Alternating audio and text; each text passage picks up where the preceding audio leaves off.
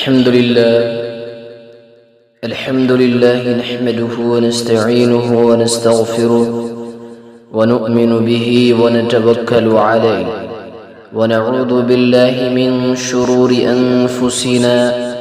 ومن سيئات أعمالنا من يهده الله فلا مضل له ومن يضلل فلا هادي له وأشهد أن لا إله إلا الله وحده لا شريك له وأشهد أن محمدًا عبده ورسوله أما بعد قال الله تبارك وتعالى في القرآن المجيد والفرقان الحميد فأعوذ بالله من الشيطان الرجيم بسم الله الرحمن الرحيم والذين يصلون ما أمر الله به أن يوصل ويخشون ربهم ويخافون سوء الحساب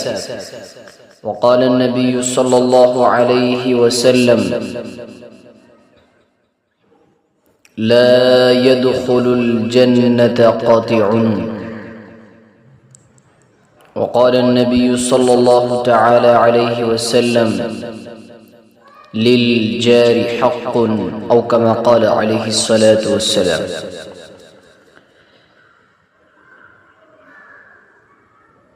دینی بھائیوں، دوستوں، بزرگوں، عزیزوں،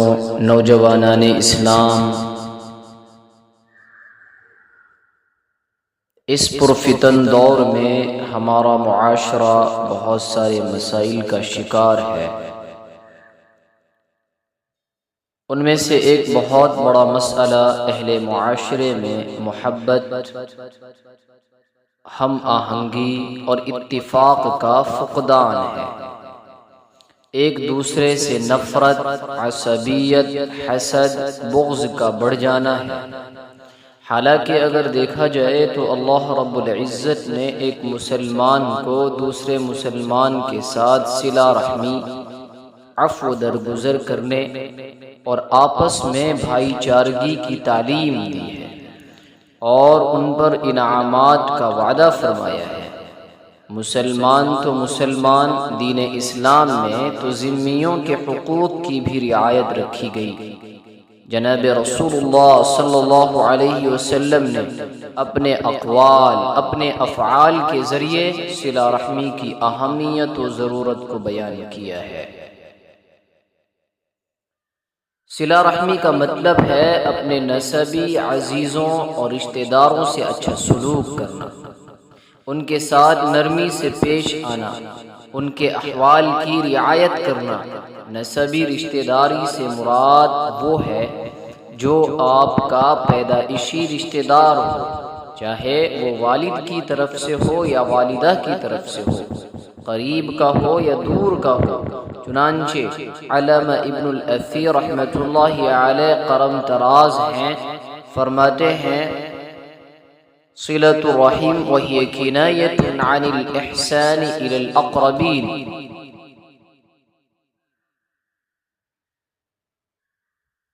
من ذوي النسب والأصهار والتعطف عليهم والرفق بهم والرعاية لأحوالهم، اور یہی معنی مشہور حنفی محدث و فقیہ ملا علی قاری رحمۃ اللہ علیہ نے مرقات المفاتیح میں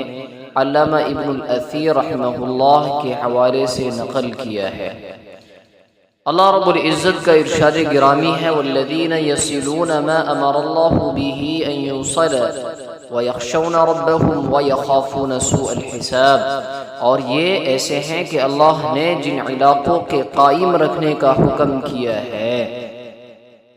ان کو یہ قائم رکھتے ہیں اور اپنے رب سے ڈرتے ہیں اور سخت عذاب کا اندیشہ رکھتے ہیں۔ اس آیت کریمہ میں اللہ رب العزت نے اہل ایمان کو صلہ رحمی کی تعلیم دی ہے۔ چنانچہ علامہ ابن کثیر رحمۃ اللہ علیہ اس آیت مبارکہ کی تفسیر کرتے ہوئے رقم تراز ہیں کہ من صلۃ الارحام والاحسان الیہ، یعنی قریبی رشتہ داری نبھائے رکھنا اور ان کے ساتھ اچھا برتاؤ کرنا، اور اس پر بس نہیں کیا بلکہ قرآن کریم میں اللہ رب العزت نے اس مرجع کائنات کی بھی تعیین کر دی جس کی بنی آدم کو سخت ضرورت تھی۔ چنانچہ اللہ رب العزت کا فرمان گرامی ہے لَقَدْ كَانَ لَكُمْ فِي رَسُولِ اللَّهِ أُسْوَةٌ حَسَنَةٌ لِمَنْ كَانَ يَرْجُو اللَّهَ وَالْيَوْمَ الْآخِرَ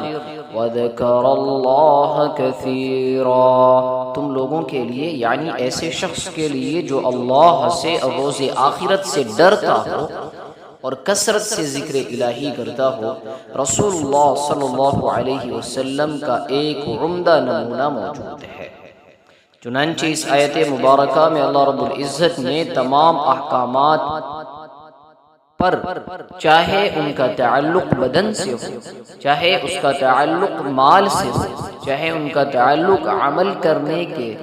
ایک مشکل ترین مسئلے کا حل بتلا کر تمام مشکلات کا آسان فرمایا اور امت کو ایک بہترین مرجع عطا فرما دیا۔ اسی آیت مبارکہ کی تفسیر میں علامہ ابن کثیر رحمۃ اللہ علیہ فرماتے ہیں هذه الآية الكريمة أصل كبير في التأسي برسول الله صلى الله عليه وسلم في أقواله وأفعاله وأحواله، یعنی یہ آیت کریمہ جناب رسول اللہ صلی اللہ علیہ وسلم کے اقوال، افعال اور احوال کی پیروی کرنے میں ایک بہت بڑی دلیل ہے۔ پس معلوم ہوا کہ رسول اللہ صلی اللہ علیہ وسلم کی زندگی کا ہر پہلو قابل عمل ہے، چاہے اس کا تعلق اقوال سے ہو، چاہے اس کا تعلق احوال سے ہو، چاہے اس کا تعلق افعال سے ہو، الا یہ کہ جو افعال رسول صلی اللہ علیہ وسلم کے ساتھ خاص ہے۔ اور کیوں نہ ہو، جبکہ اللہ رب العزت نے اس آیت مبارکہ کے ذریعے یا ایھا الذین آمنوا اطیعوا اللہ واطیعوا الرسول ولا تبطلوا اعمالکم، روز قیامت تک آنے والی مسلمانوں کو ایک اصول فراہم کر دیا کہ اے ایمان والو، تم اللہ کی اطاعت کرو، رسول اللہ کی اطاعت کرو، اور تم اپنے اعمال کو کالعدم نہ کرو، اور امت مسلمہ کو اپنے اعمال پرکھنے کے لیے ایک کسوٹی مہیا کر دی کہ ہر عمل رسول اللہ صلی اللہ علیہ وسلم کے طریقوں پر ہو، اور اسی میں دونوں جہاں کی کامیابی کا راز مضمر ہے۔ علامہ ابن کثیر رحمۃ اللہ علیہ رقم تراز ہیں، فرماتے ہیں ثم امر تبارک وتعالی عبادہ المؤمنین بطاعته وطاعة رسوله التي هي سعادتهم في الدنيا والآخرة۔ پھر اللہ رب العزت نے اپنے ایمان والے بندوں کو اپنی اور اپنے رسول صلی اللہ علیہ وسلم کی اس اطاعت کا حکم دیا جو کہ دنیا اور آخرت دونوں میں ان کے لیے نیک بختی کا ذریعہ ہے۔ جب ضرورت پڑتی گئی، جناب رسول اللہ صلی اللہ علیہ وسلم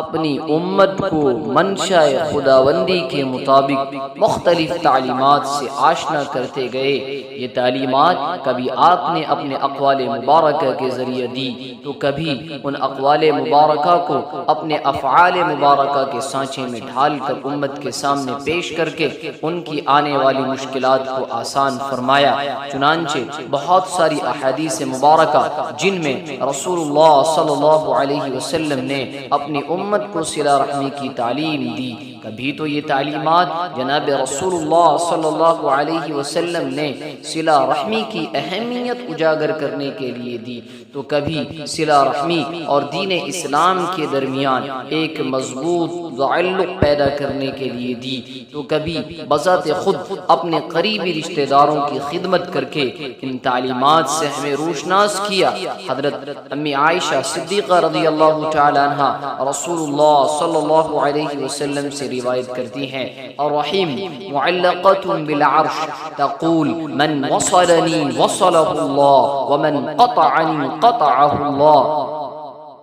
رحم یعنی رشتہ داری عرش سے لٹکی ہوئی ہے، اور کہتی ہے کہ جس نے مجھے جوڑ دیا اللہ رب العزت اس کو جوڑ دے گا، اور جس نے مجھے توڑ دیا اللہ رب العزت اسے توڑ دے گا۔ اس حدیث مبارکہ میں رسول اللہ صلی اللہ علیہ وسلم نے صلہ رحمی کی اہمیت کے ساتھ ساتھ صلہ رحمی اور دین اسلام کا آپس میں ایک گہرے تعلق کی طرف بھی اشارہ کرتے ہوئے صلہ رحمی کی عظمت، اس کے جوڑنے والے کی عظمت اور اس کے توڑنے والے کو اس کے وبال کے مستحق ہونے کی خبر دی۔